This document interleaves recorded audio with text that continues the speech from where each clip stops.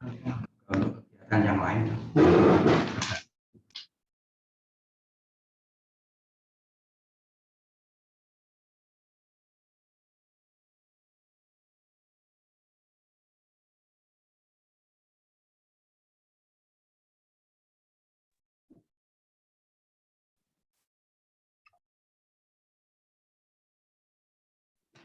Good morning, everyone.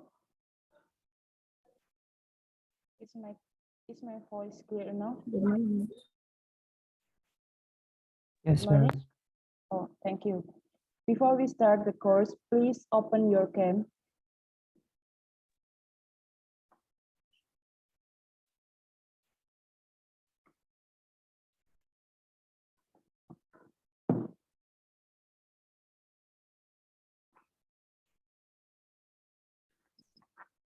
Assalamualaikum warahmatullahi wabarakatuh. Good morning. Let me introduce myself. My name is Pina Damayanti as a facilitator today. Before the course starts, let's pray according to our respective beliefs. Pray begin. Finish. Today's course is about Indonesian legal sources by Dr. Suryadi SH.M. Hum as the speaker and Dr. Japen Saragi MA as the counselor. To Dr. Suryadi SH.M. Hum, please start the course today. Time is yours. Terima kasih Mbak Tina atas waktunya. Selamat pagi untuk semuanya. Mudah-mudahan Anda semua dalam keadaan sehat. Thank you very much for the time given, and we hope that everybody is fine. Baik, yang pertama barangkali saya ingin menyampaikan ikut prihatin untuk teman-teman dari Filipina yang kemarin ada gempa yang merenggut jiwa beberapa warga Filipina. Okay, first of all, we would like to say condolence to our colleagues, our students in the Philippines due to the earthquake, which many victims. Baik, perkenalkan nama saya ya Suryadi seperti yang tadi sudah disampaikan oleh teman kita. Izinkan saya untuk menyampaikan beberapa hal yang terkait dengan hukum di Indonesia. First of all, I would like to introduce myself. My name is Suryadi, as mentioned before, and I would like to present Indonesian legal sources. Kalau kita mendiskusikan tentang sumber hukum di Indonesia tentu tidak terlepas ya dari sistem hukum yang dianut di Indonesia. Talking about Indonesian legal sources, it is important to note that it cannot be separated from the legal system in Indonesia. Di Indonesia di dalam sistem hukumnya tidak menganut sistem hukum tunggal. In Indonesia, we don't follow the single legal system.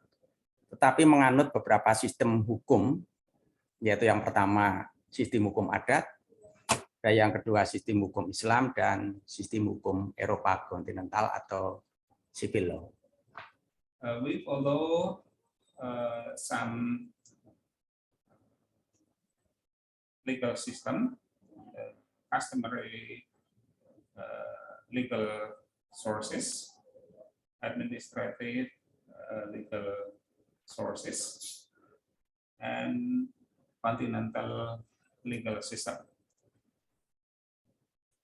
Baik, hukum adat di Indonesia merupakan satu sistem utama ya, jadi bagian yang sangat penting sebagai sumber hukum di Indonesia.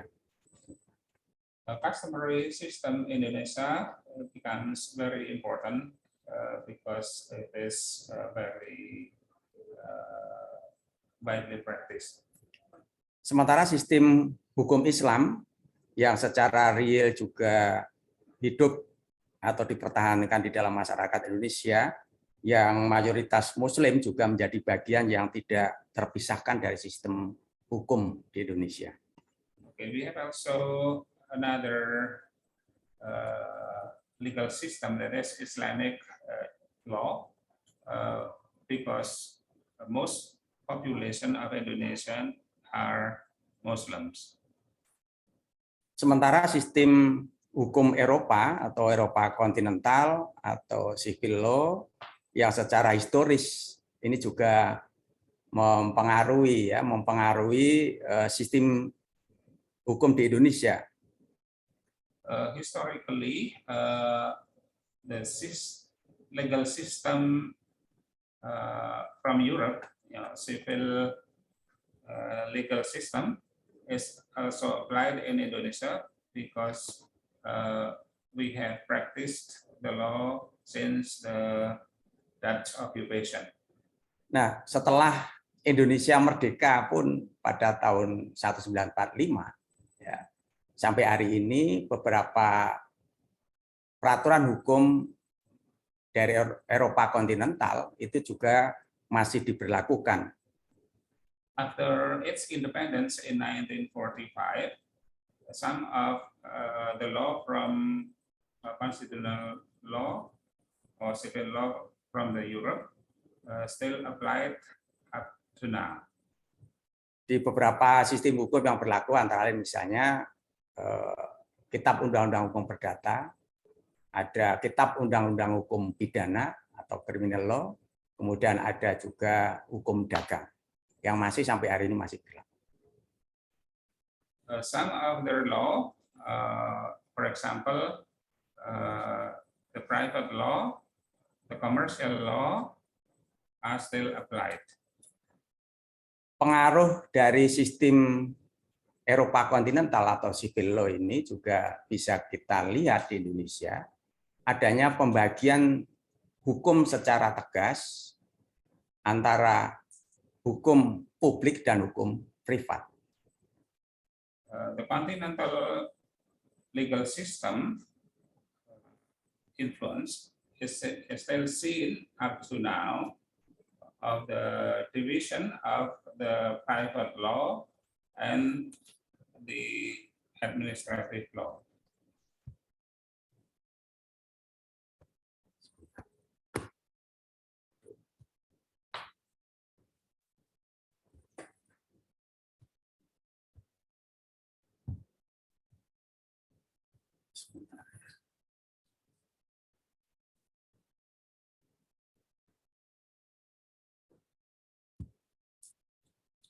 Sebentar.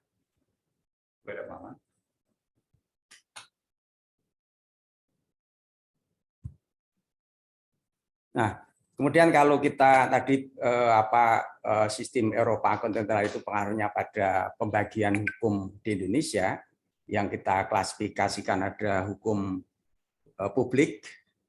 Ya, hukum publik ini sebagai hukum yang mengatur hubungan antara warga negara dengan warga negara atau antara negara dengan pemerintah yang terkait dengan urusan-urusan yang sifatnya publik.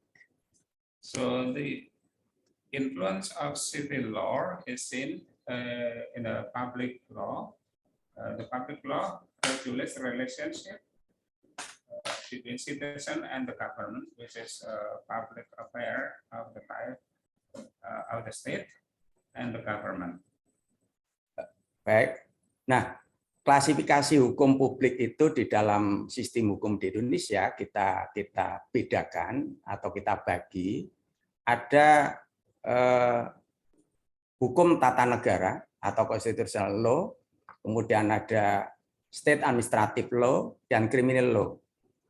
So public law is divided into constitutional law, administrative law, or state administration, and criminal law.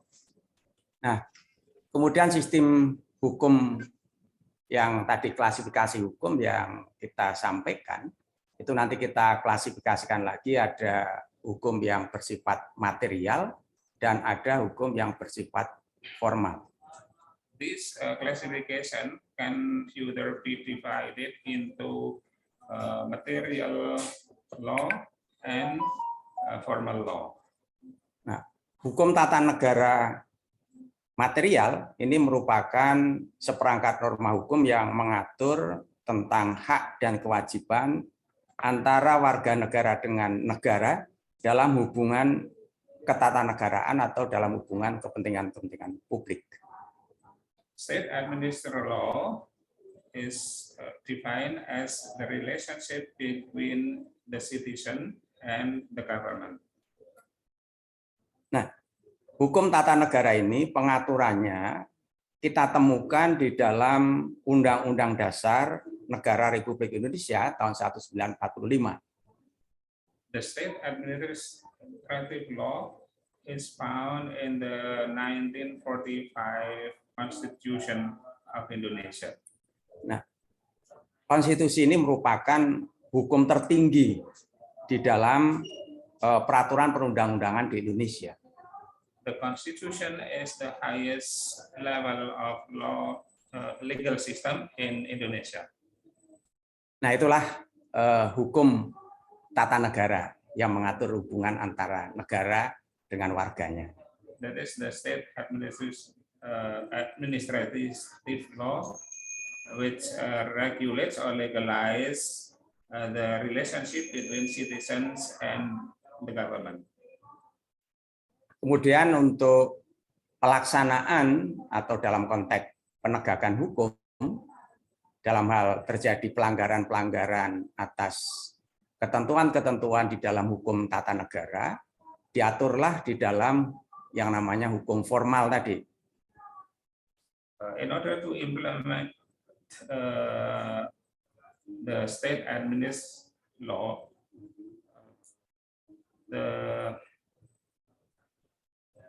the other law, that is the procedural law, is passed. Nah, disitulah nanti diatur ya di dalam hukum formal itu adalah hukum hukum acara Mahkamah Konstitusi. So the procedural law is defined in the Constitution. It's stated in the Constitution. Nah, ini merupakan hukum yang mengatur tentang persoalan prosedur, tata cara, proses beracara di dalam penyelesaian sengketa yang terkait dengan masalah-masalah ketatanegaraan melalui Mahkamah Konstitusi. This is the procedure which regulates the process, the ways, and lawsuit in the court. Oke. Yang berikutnya, hukum publik yang termasuk kategori publik adalah hukum administrasi negara. Furthermore, public law is administration law. Nah, hukum administrasi negara ini merupakan hukum yang mengatur hubungan antara pemerintah dengan warga negara dalam hubungannya dengan masalah-masalah yang terkait dengan tata pemerintahan atau tata kelola daripada negara atau pemerintah. So this law regulates the relationship between the government and the citizen in relation to the governance or state administration in the field of state employment, licensing, etc. Misalnya dalam persoalan-persoalan yang terkait dengan masalah kepegawaian negara. For example, in relation to the employment of the civil servant. Dalam bidang perizinan untuk investasi. In permission or license. Ini barangkali untuk saudara semua barangkali dalam konteks ini penting ya untuk teman-teman di luar Indonesia yang barangkali akan melakukan investasi di Indonesia, barangkali disitulah nanti nanti ya ketentuan-ketentuan hukum akan ditemukan. I think it is important for those who are not Indonesian to know this system. Nah, kemudian hukum administrasi dalam arti yang material tadi juga dalam konteks kalau ada perselisihan, persengketaan, kemudian juga diatur dalam satu norma hukum juga yang kita sebut dengan hukum tata usaha negara atau hukum administrasi negara secara formal yang kita sebut dengan hukum acara tata usaha negara. State administrative procedure law or formal law is a law that regulates procedural procedures in resolving dispute between citizen and the government in relation to administration through the state administrative court. Hukum acara tata usaha negara ini merupakan hukum yang mengatur tentang prosedur, tata cara, proses beracara dalam penyelesaian sengketa di pengadilan antara warga negara nanti dengan pemerintah dalam hubungannya dengan penyelenggaraan pemerintahan. This law regulates the dispute between the citizen and the government in the state administrative law court. Kemudian hukum publik yang ketiga adalah hukum pidana. The third public law is criminal law. Nah, hukum pidana ini juga kita klasifikasikan ada dua, yaitu hukum pidana dalam arti material dan hukum pidana dalam arti formal. The material criminal law is also divided into two, the formal criminal law and the criminal procedural code. Nah, hukum pidana material ini merupakan hukum yang mengatur tentang perbuatan-perbuatan yang dapat dipidana. The criminal material law includes everything that can be brought into the court. Termasuk syarat-syarat dan unsur-unsur perbuatan yang dapat dipidana. Including the requirements and the elements which can be brought to the court. Dan juga mengatur tentang sanksi pidana yang dapat dikenakan pada pelaku. And also regulates the punishment.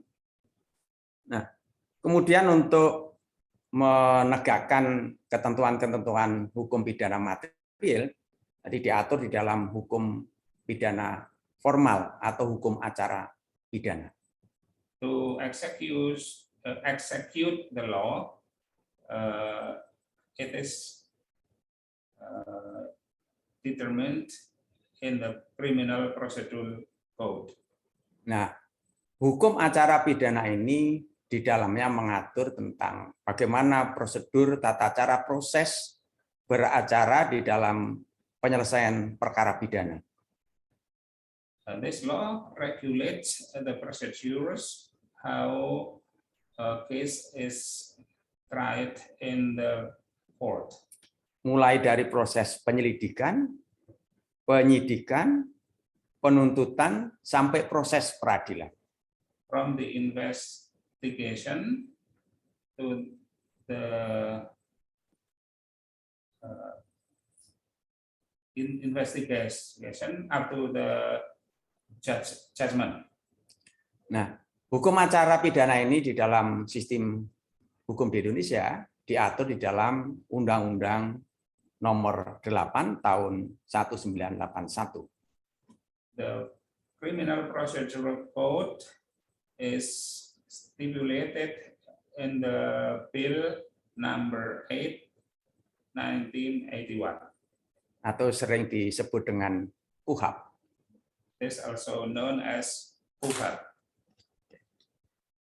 Dan yang berikutnya adalah klasifikasi yang kedua adalah hukum privat atau hukum perdata. The second classification is the private law or civil law. Nah, hukum privat ini merupakan hukum yang mengatur hubungan urusan antara warga negara dengan warga negara, hubungan antar individu, dengan individu, atau privat. Private law regulates relationship between citizen and citizen, between individuals and individuals in society. Nah, seperti hukum tata negara, hukum pidana, hukum privat atau hukum perdata pun juga kita bedakan antara hukum perdata material dan hukum perdata formal atau hukum acara.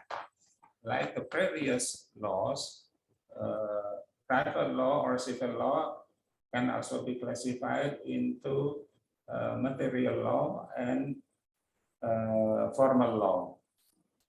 Nah, hukum privat material ini merupakan hukum yang mengatur hubungan antar person, hubungan antar privat, antar pribadi, ya, dalam hubungannya dalam lapangan harta, kekayaan atau kebendaan.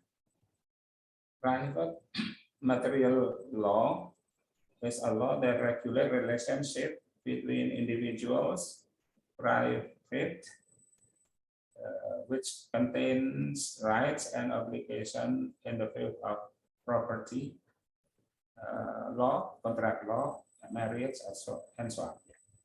Sementara hukum acara perdata, whereas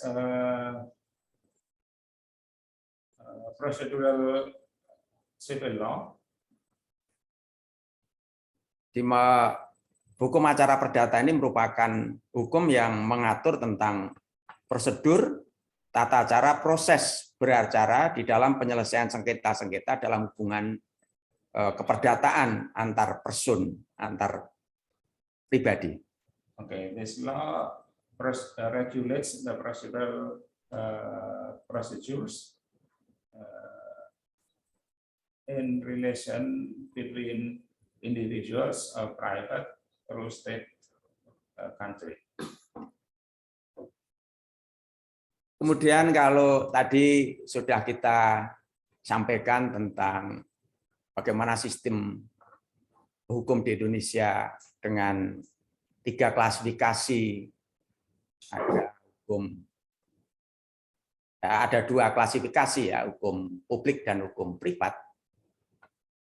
Kemudian kita akan mencoba untuk menyampaikan tentang bagaimana sumber hukum di Indonesia, di mana sumber hukum itu kita peroleh. Okay, after we discuss the kinds of law, it is now possible to see the law sources. Sumber hukum di Indonesia ini kita bedakan, yang pertama adalah sumber hukum material, dalam arti bahan dibuatnya, bahan disusunnya norma hukum. The material of philosophical, the material law includes philosophical sources. Di sumber material atau sumber bahan dibuatnya hukum di Indonesia ini kita dapatkan dari 3 sumber utama.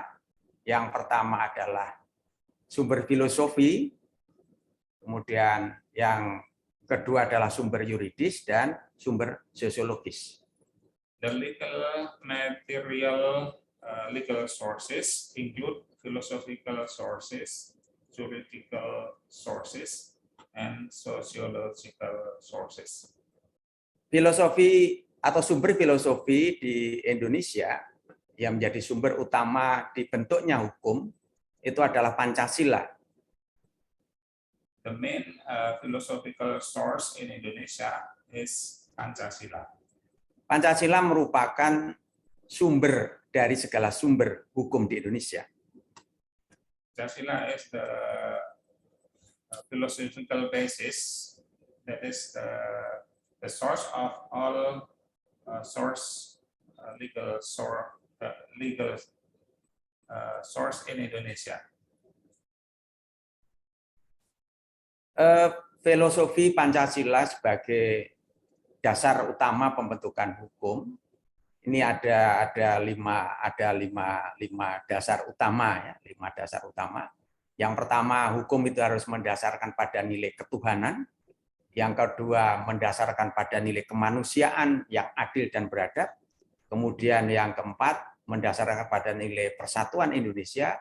Dan yang kelima, mendasarkan pada nilai kerakyatan yang dipimpin oleh yang kelima persatuan Indonesia. Yang keempat, kemudian yang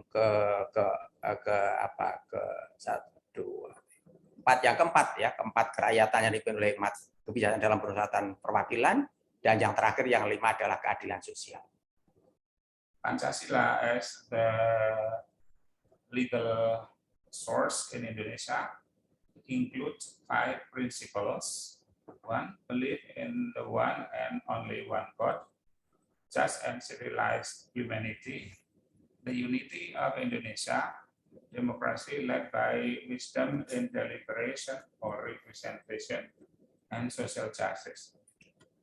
Sementara untuk sumber yang kedua, sumber yuridis, bahwa hukum di Indonesia itu bersumber pada Undang-Undang Dasar Republik Indonesia tahun 1945. Whereas the second legal source is based on the 1945 Constitution of Indonesia, yang merupakan hukum dasar daripada peraturan perundang-undangan di Indonesia. Which is the Constitution or the basic legal source to form bills. Baik. Yang berikutnya tentang sumber yang bersifat sumber sosiologis. The next is the sociological legal source. Nah, secara sosiologis hukum Indonesia ini dibangun atau dibuat ya, berdasarkan satu hukum yang senyatanya hidup dan terpelihara dalam masyarakat Indonesia. The laws in Indonesia is formed based on the norms which are found in Indonesia. Baik itu dalam bentuk kebiasaan, such as customs, hukum Islam, Islamic law, maupun hukum adat, and customary law. Jadi itu sumber bahan yang menjadi bahan tempat diambilnya sumber-sumber hukum di Indonesia.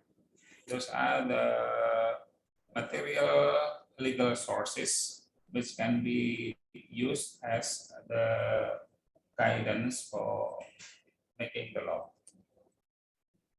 Berikutnya yang kedua adalah sumber hukum dalam arti formal. The next is the second, the formal source.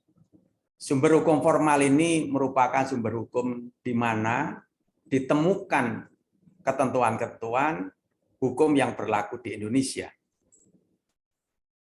Formal sources are the laws that are currently in force and recognized in Indonesia and binding on everyone in written or unwritten form. Ya. Baik, jadi untuk sumber hukum formal ini nanti kita bedakan antara sumber hukum yang tertulis dan sumber hukum yang tidak tertulis.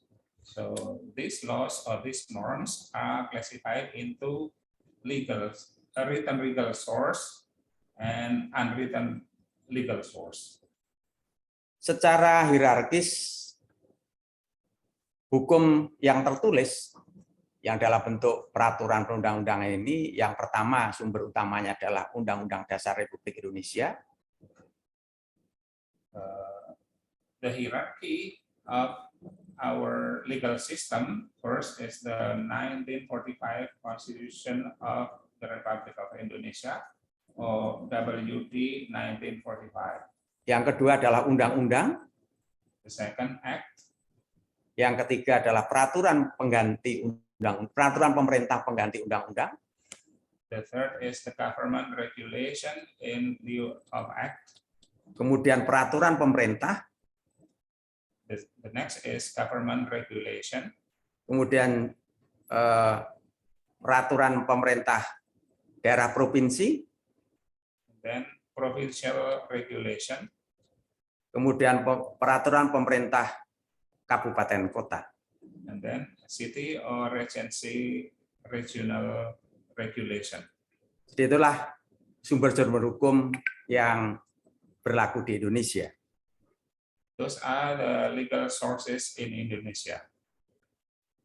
Yang pertama tadi tentang Undang-Undang Dasar Republik Indonesia tahun 1945.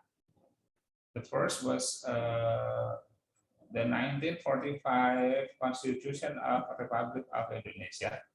Ini merupakan satu hukum dasar yang tertinggi dalam sistem peraturan perundang-undangan di Indonesia. It's the highest basic law in the system of law and regulation in Indonesia. Dan semua peraturan perundang-undangan di bawahnya secara hierarkis harus bersumber dan sesuai dengan Undang-Undang Dasar 1945. And all law below it should be in accordance to the Constitution. Dan yang kedua tadi undang-undang, sumber yang kedua adalah undang-undang. Nah, undang-undang ini merupakan peraturan perundang-undangan yang dibentuk oleh Dewan Perwakilan Rakyat atas persetujuan bersama dengan Presiden. The second is the act passed by the House of Representatives and the President. Dan ini banyak peraturan-peraturan perundangan yang mengatur, baik itu dalam konteks hubungan antar person, antar individu, maupun juga hubungan antara negara dengan warga negara. And this law includes all the laws which regulates the relationship between citizens and the government with the private law. Baik. Kemudian yang ketiga tadi adalah peraturan pemerintah pengganti undang-undang. Ini merupakan peraturan perundang-undangan yang ditetapkan oleh Presiden dalam keadaan yang darurat atau dalam keadaan yang memaksa. The third is the government regulation in lieu of act. Is a statutory regulation set by the President in matters of emergency or urgency. Jadi satu contoh misalnya seperti pada saat ini dalam kondisi pandemi COVID-19, kemudian pemerintah atau Presiden mengeluarkan peraturan pemerintah pengganti undang-undang sebagai bentuk yang sifatnya darurat. For example, in the pandemic era now, President signed the presidential decree. Oke. Yang berikutnya, sumber yang berikutnya adalah yang kita sebut dengan peraturan pemerintah. The next is government regulation. Peraturan pemerintah ini merupakan peraturan perundang-undangan yang ditetapkan oleh Presiden untuk menjalankan undang-undang. This kind of law is established by the President to carry out the law or the act. Berikutnya adalah peraturan Presiden. The next is presidential decree. Nah, ini juga merupakan peraturan perundang-undangan yang ditetapkan oleh Presiden untuk menjalankan perintah peraturan perundang-undangan yang lebih tinggi.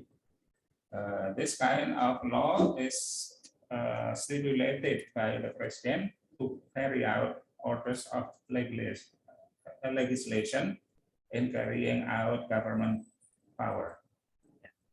Okay. Yang berikutnya adalah peraturan daerah provinsi. The next is the provincial regulation. Ini merupakan peraturan perundang-undangan yang dibentuk oleh Dewan Perwakilan Rakyat Daerah Provinsi dengan persetujuan gubernur. This is a kind of law passed by regional representative council with the approval of the governor. Dan yang terakhir adalah peraturan daerah kabupaten atau kota. Ini merupakan peraturan perundang-undangan yang dibentuk oleh Dewan Perwakilan Daerah Kabupaten atau Kota dengan persetujuan Bupati atau Wali Kota. And the last is the Regency or City Regional Regulation. This is a regulation passed by city or Regency People's Representative Council with the approval of the region or city mayor. Itulah peraturan-peraturan hukum yang secara tertulis yang dapat kita temukan di dalam hukum di Indonesia. Those are the written legal laws in Indonesia. Kemudian yang kedua, setelah sumber yang tertulis, di Indonesia juga dikenal, dianut, ada sumber hukum yang tidak tertulis. Beside those legal sources, Indonesia we have also unwritten legal sources. Yang pertama adalah kebiasaan. The first is custom. Nah, kebiasaan ini merupakan hukum yang hidup, yang terpelihara, serta diakui di dalam praktek hukum di Indonesia. Customs is practiced as law which applies in society, Seperti hukum adat, such as custom law, hukum Islam, Islamic law, yang memang secara nyata digunakan dan dipakai di Indonesia. which are really practiced in Indonesia. Yang kedua adalah traktat atau perjanjian internasional. The second is tract or agreements, international agreements. Baik itu yang dibuat secara bilateral maupun secara multilateral antara negara-negara atau dengan beberapa negara. Which are made bilaterally or multilaterally. Dan yang berikutnya adalah jurisprudensi. The next is jurisprudence. Nah, putusan hakim terdahulu yang sudah mempunyai kekuatan hukum yang tetap dan juga digunakan atau diakui oleh hakim-hakim lain. Previous decision from judges who already have permanent legal standing and are used or followed by other judges as basis of decision should be a source of law in Indonesia. Nah, jurisprudensi di Indonesia merupakan sumber hukum yang tidak mengikat. Jurisprudence is a legal source which is not binding. Ya, karena Indonesia menganut sistem non-presiden. Because Indonesia follow a legal system of non-precedence. Barangkali mungkin agak berbeda dengan negara-negara yang menganut sistem common law. Maybe it is different from those countries who follow common law. Yang terakhir adalah sumber yang berupa pendapat ahli atau doktrin. The last is opinion of legal experts or doctrine.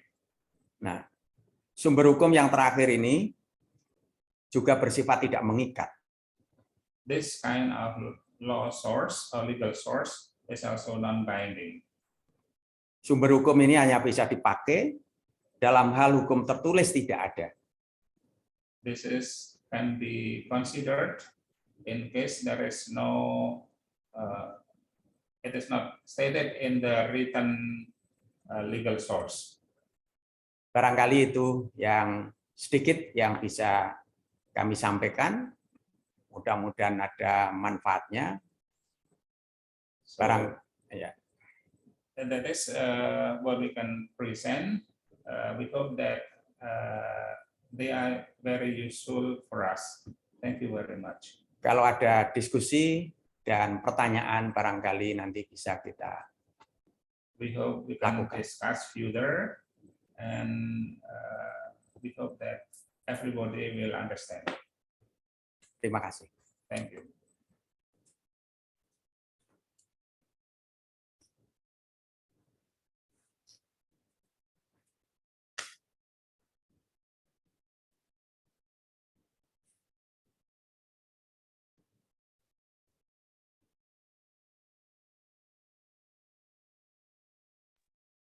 So this is the Q&A session.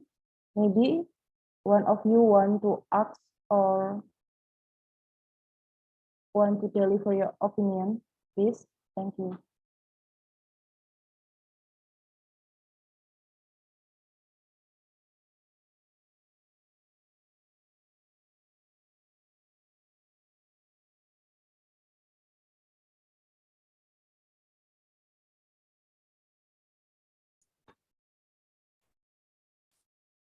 Kami persilahkan kalau ada yang mau ditanyakan.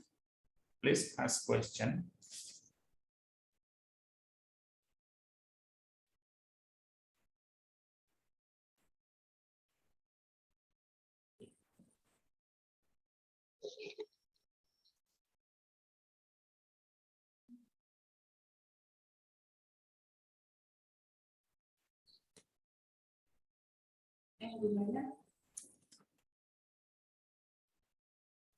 And Dunia? Hello. Hello? Hello. Hello, sir. Sir Suryadi. Yeah. Yes. It's very interesting, our topic for today. And I have been taking down notes. Some actually I really don't have any ideas about some laws even here in the Philippines. But I have little things to ask about under classifications on legal sources. Now in public law, sir. Now, what are some specific examples about in material law and under criminal law? Repeat once again. The question, Yes, please. yes, sir. Some maybe you can give some specific example in under criminal law, material law. I mean. Oke. Terima kasih Bapak Suryadi. Kami akan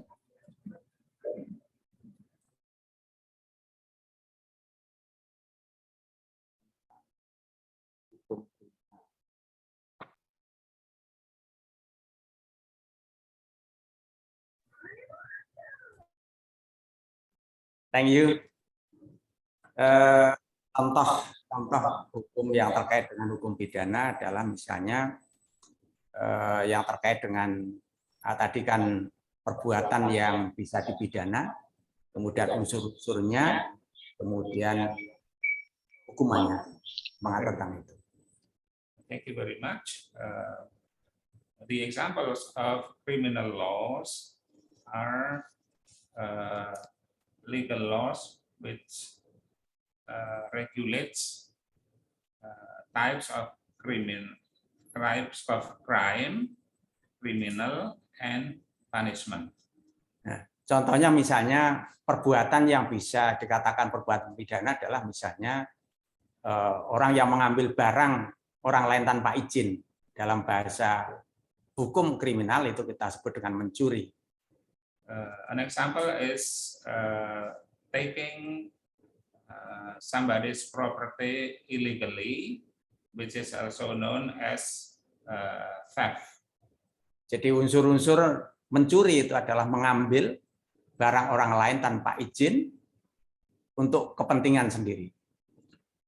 Okay, the elements of crimes is taking somebody's property without any permission. Nah, itu sebagai satu contoh hukum yang terkait dengan pidana yang itu bisa kita temukan di dalam Kitab Undang-Undang Hukum Pidana. This is a kind of criminal law which can be found in the KUHP. Contoh lagi dalam kaitannya dengan tindak pidana korupsi. The other example is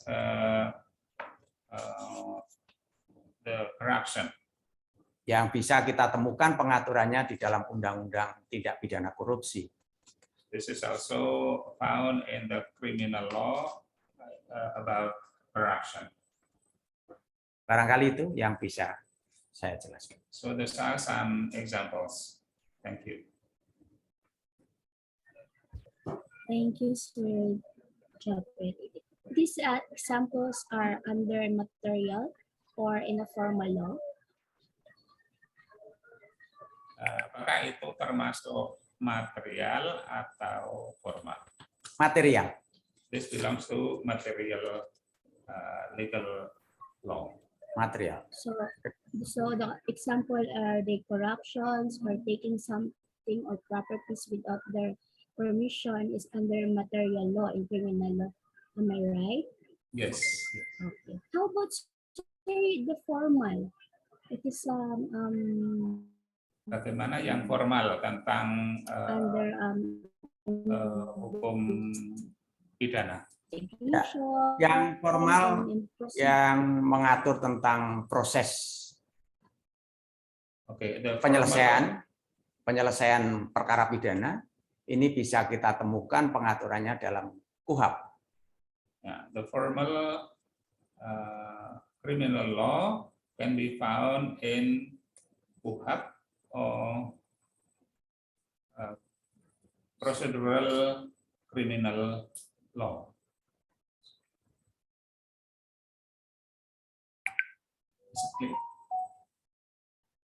Miss M, ini ya. Oh,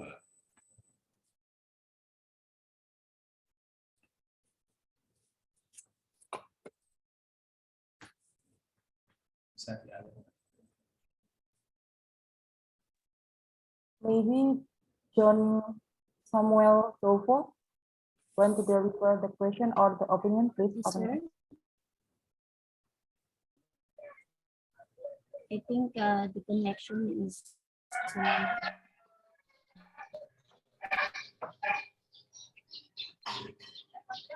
Permission to speak, ma'am.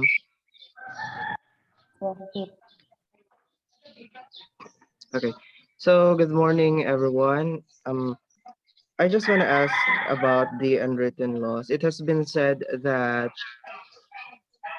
the customs that are followed by the people in the country are being used as the basis for laws, such as called as the unwritten laws. My question is, because one of the things I see in the norms followed as laws are the Islamic law, which is, of course, coming from the Islamic religion. Has there been any laws or customs by any or other religion other than the Islam that are considered or also followed as laws in Indonesia? Terima kasih. Pertanyaan saya, apakah ada agama selain Islam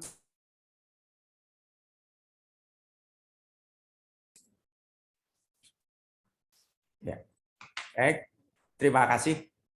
Jadi prinsipnya bahwa secara filosofi karena dasar pembentukan hukum di Indonesia itu adalah berdasarkan agama, tentu tidak hanya Islam. Ya. Artinya prinsipnya adalah semua agama yang nilai-nilai hukumnya hidup dalam kehidupan masyarakat Indonesia itu bisa dipakai sebagai sumber bahan untuk menciptakan hukum.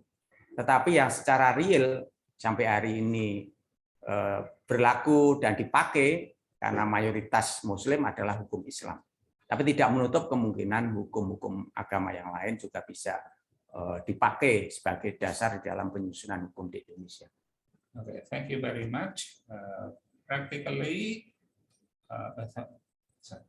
theoretically, all religious laws can be applied in Indonesia, but practically up to now only Islamic law are used.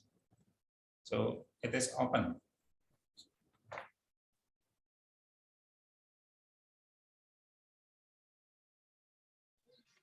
So only Islamic law are recognized in Indonesia, sir. Am I right?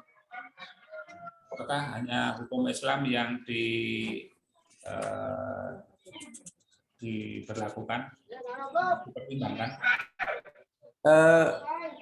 Jadi prinsip dasarnya adalah karena Indonesia tidak sebagai negara Islam, bukan negara Islam, tapi negara yang berdasarkan agama, tentu agama-agama yang lain pun itu bisa menjadi dasar pertimbangan. So other religious law, apart from Islam, can also be considered as a legal source, but because of the majority of the population are up to now, we still prioritize Islamic law. Tentu yang diambil adalah nilai-nilai universal dari agama-agama yang ada di Indonesia. And the legal law source which are considered are the universal law, the universal ideas, not the specific one.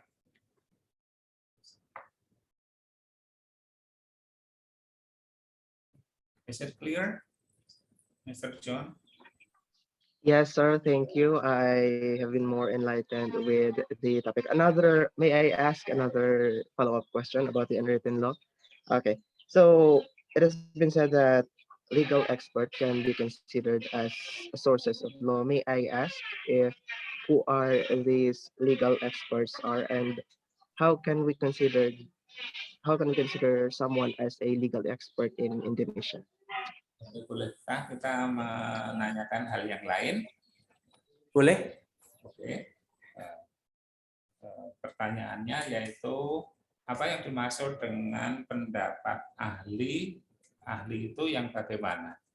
Ya, jadi pendapat ahli dalam hal ini adalah pendapat ahli hukum yang kita dapatkan dari teori-teori hukum, yang tentu tidak terbatas hanya dari ahli hukum di Indonesia, tapi juga lintas negara.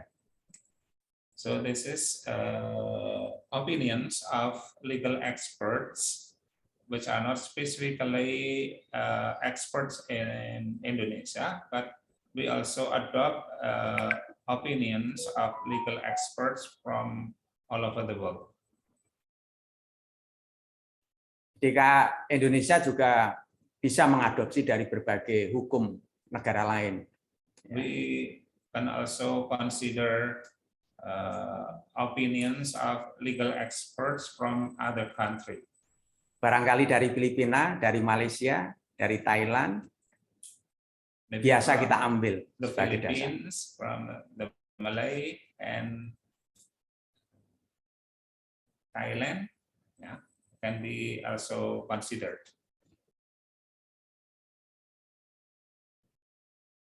Is that enough?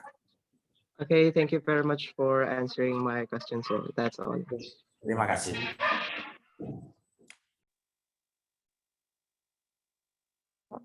Maybe Frank Cheng, please. Yes, thank you. So good morning, everyone. So as there are different classifications of law in Indonesia, I would just like to ask if there are also different types of lawyers for these said classifications of law, respectively.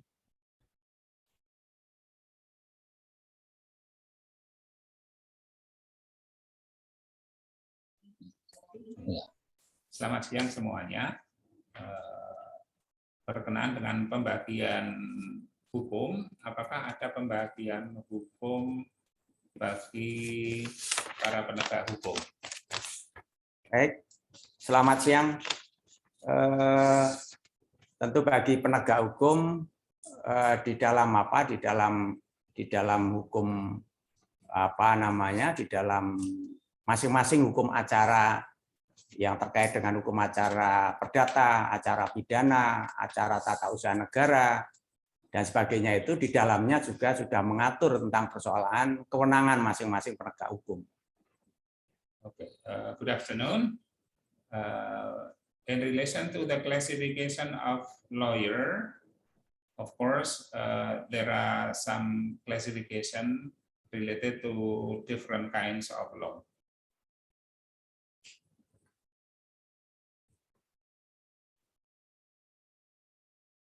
Thank you, sir, for your answer. Is that the answer? Yes, sir. Thank you so much.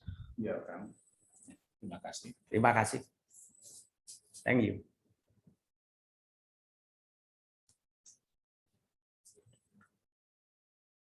Barangkali masih ada yang lain? Maybe other questions, please. Mel Rupert. Oh, sir, good morning. Good morning. So that you discussed earlier that Pancasila is the philosophical source in Indonesia, or it is the source of formation of law of Indonesia.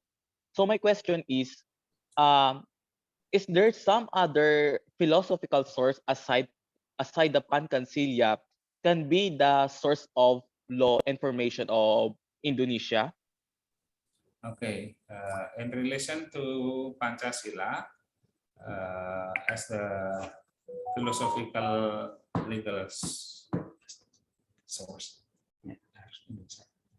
Pertanyaannya begini, selain Pancasila sebagai filosofi dan sumber hukum, apakah ada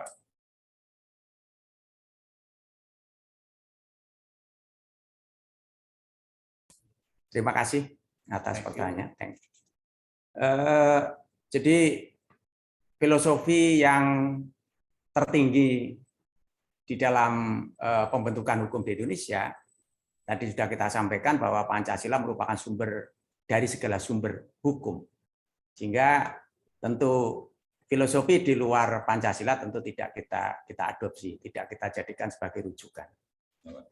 Because Pancasila is the highest legal source, other sources should to the Pancasila. So if the other philosophy doesn't should or doesn't in accordance to Pancasila, we will not adopt it. Dan Pancasila merupakan satu nilai yang universal. And Pancasila contains universal principles. Okay, so thank you, sir. Terima kasih. Terima kasih. You're welcome.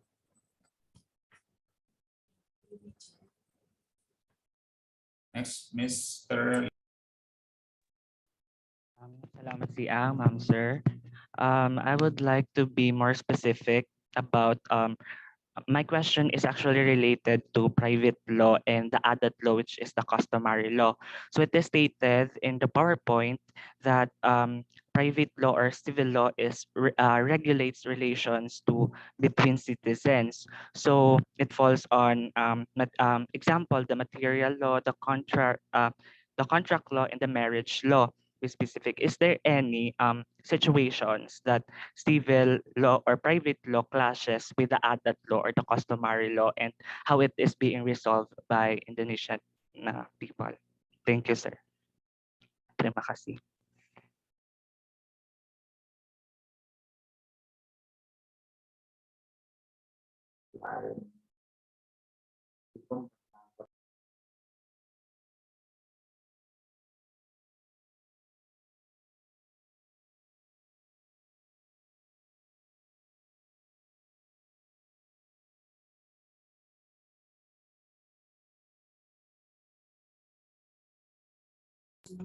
Ya, ya. Terima kasih atas pertanyaannya. Thank you for the question.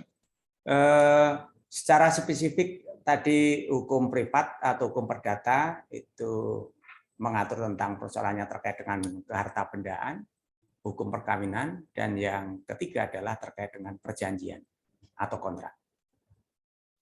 So specifically, private law regulates the relationship between citizens, ownership, marriage, and also contract. Dan ini bisa dipakai oleh siapapun hukum kontrak ini. It is applied to everyone. Terutama dalam hal akan melakukan kegiatan bisnis atau investasi di Indonesia. Especially when somebody wants to carry out business in Indonesia. Barangkali itu. Maybe that is the answer. Is it clear? Yes, sir. Thank you so much. Terima kasih. Okay. Thank you. Next turn, Joanna. Joanna. Miss Joanna. Yes, sir. Good morning. Still morning here. So, am I audible, sir, ma'am? Am I? Okay. Hello? I would like to ask because I'm very curious about some executive orders there in Indonesia. I would like to ask a specific examples of or even just one executive order which was proclaimed by your president there in Indonesia. Terima kasih. Saya sangat Thank you. tertarik tentang hukum seperti itu. Would you please repeat once again the question, Ms. Joanna? So you have said in the formal source of law, you have presidential decree. Is there any executive orders that your president have declared, sir? And if there is, can you please give us an example so that we will be able to know more? Oke, mohon diberikan contoh tentang dekret presiden yang pernah dikeluarkan. Peraturan pemerintah yang darurat. Ya. Ya.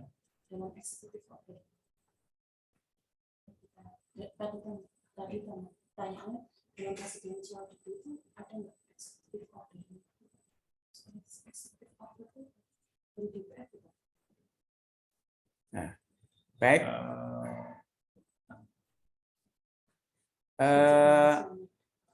Barangkali peraturan pemerintah pengganti undang-undang itu adalah sebuah peraturan yang dikeluarkan oleh eksekutif atau oleh pemerintah dalam keadaan yang darurat. Yang itu tidak mungkin membutuhkan kalau dibuat dalam bentuk undang-undang itu tidak memungkinkan karena waktunya sangat singkat, sangat darurat. Okay, in case of emergency and there is no act or no law, president can pass presidential decree to regulate the case. So the example here was the state of emergency related to COVID-19. Yeah, it was discussed before. Okay, sir. Can I add one more question, sir? So you have said the presidential decree. Is there any executive order, sir, from your president that you can share information to us? Because I know that for all I know that executive orders are final when compared to the presidential decree. What do you mean by executive order, please? Executive orders from the president, sir. That is final and irrevocable, sir, which means that it's permanent, sir, in the law. Is there any example that you can give us, sir? Jadi apakah yang dikeluarkan Presiden itu bersifat permanen atau tidak. Oke, terima kasih.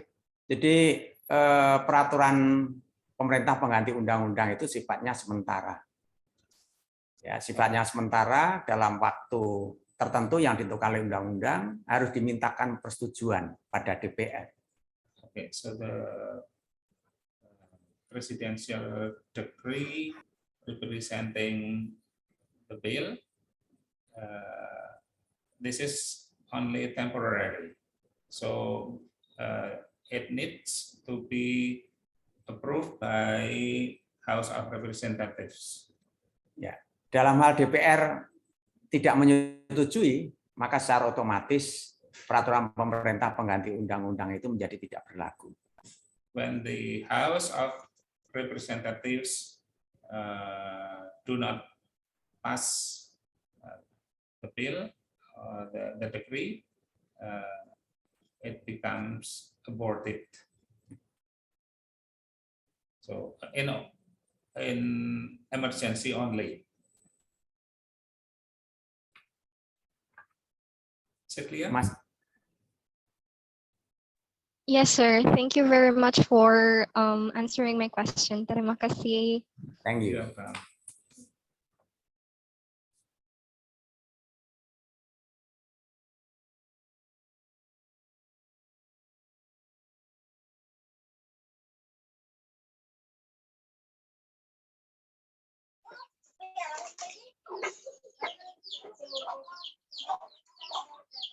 Good day, sir.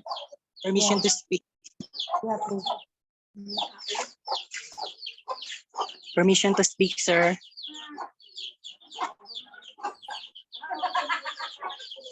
Silakan. Time is yours. Okay, so sir, good day, sir. So you have mentioned in the discussion earlier that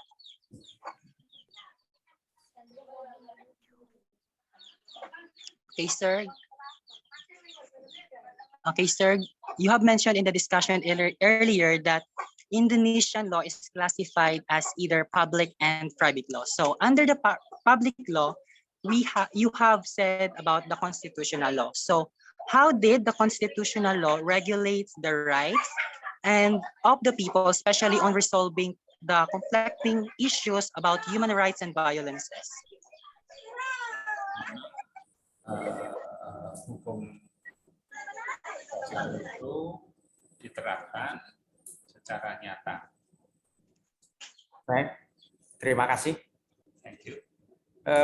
Hukum dasar diterapkan secara nyata di dalam kehidupan berbangsa dan bernegara, yang kemudian dari nilai-nilai yang ada, ketentuan yang ada di dalam konstitusi itu diturunkan dalam bentuk peraturan perundang-undangan.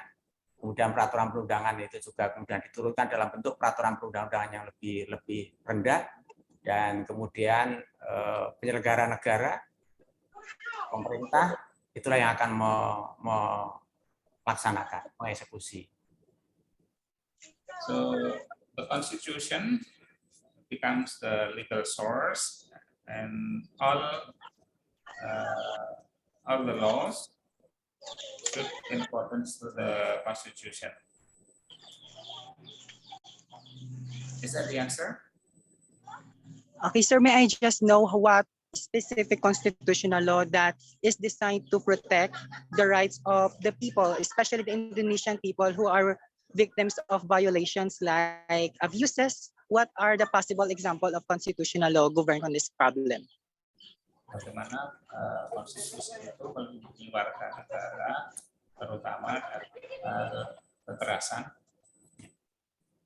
Baik, jadi konstitusi Indonesia itu memberikan perlindungan dalam konteks penegakan perlindungan hak asasi manusia, dalam beberapa pasalnya mengatur, dan setiap warga negara itu memiliki kedudukan yang sama di hadapan hukum dan pemerintahan. Okay, so Constitution regulates that all citizens have the same rights, and Yes, sir. everything about in relation to humanity they are stated in the law. Okay, sir, thank you for your response. Terima kasih. Terima kasih kembali. Ms. Aaron Dave. So good morning, sir. Good morning, everyone. I would like to ask question related to Pancasila, sir.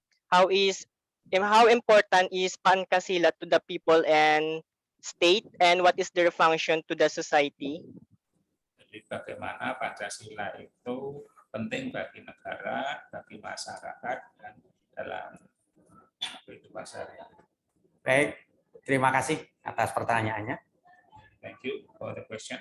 Jadi Pancasila merupakan nilai dasar yang memberikan arah bagi kehidupan masyarakat Indonesia. Dari, ya, silakan. Pancasila becomes the basic values or the basic norms which guides the life of the citizens. Baik itu dalam kehidupan keagamaan, kehidupan sosial, maupun kehidupan bernegara. In their religion affairs, in their society, and in their governmental affairs. Okay. Thank you so much, sir. You're welcome. Ms. Farah. Hello, sir. Good morning. So, last year, the jurisprudence is considered as the unwritten legal source. So, it is the previous decision from judges. So, can I ask if an example related to jurisprudence, sir? Dari jurisprudensi itu sebagai salah satu sumber hukum di Indonesia. Apakah contohnya? Ya, seperti tadi barangkali sudah saya sampaikan bahwa jurisprudensi di Indonesia menjadi sumber hukum, tapi merupakan sumber yang tidak mengikat. Jadi tidak harus dipakai oleh hakim. Karena memang sumber utamanya adalah dalam bentuk undang-undang. So jurisprudence is a kind of legal source which is not binding.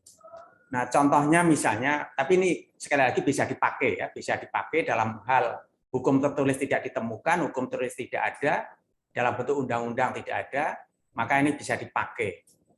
It can be considered whenever we don't find anything in written or unwritten law.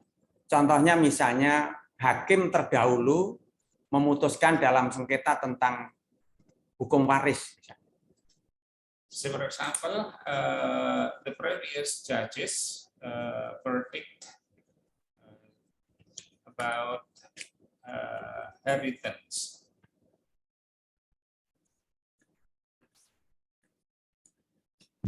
Thank you so much, sir. Terima kasih. Thank you. You're welcome.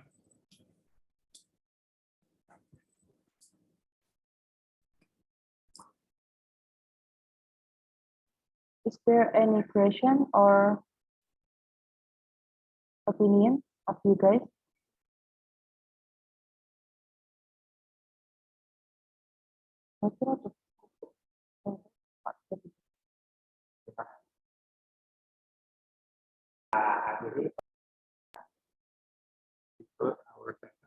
Mudah-mudahan ada nilai manfaatnya untuk Anda semua.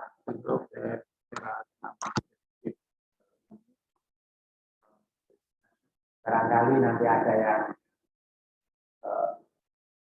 jadi pengacara di Indonesia, atau barangkali mau berkenan di Indonesia.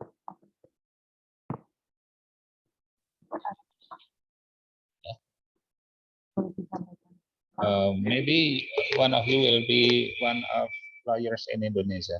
It is open. Thank you very much.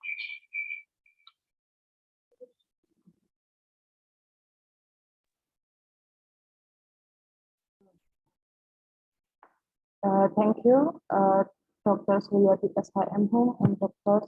Seven Sarati MA. Finally, I would like to say thank you to all of the participation for active discussion. I remind you all, don't forget to fill in the present. I will share the link soon, and the present link will be available until 12. Hopefully, today's course will give benefits for us. Thank you for your attention. See you later. Don't leave the room because I will send the link in the chat room.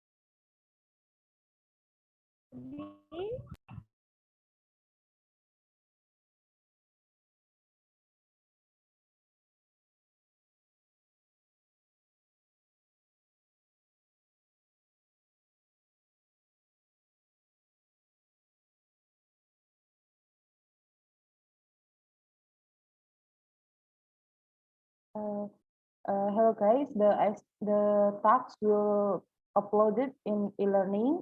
For those who have not access e-learning, I will give you the access information in the WhatsApp group. So please,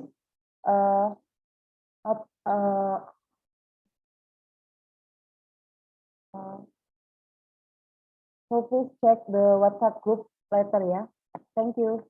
You can leave the Zoom room. Thank you, Mom. Thank you, Mom. Thank Thank you, you, sir. Ma'am. Thank you, Ma'am. Ma'am. Thank you. Thank you. Thank you. Thank you, ma'am.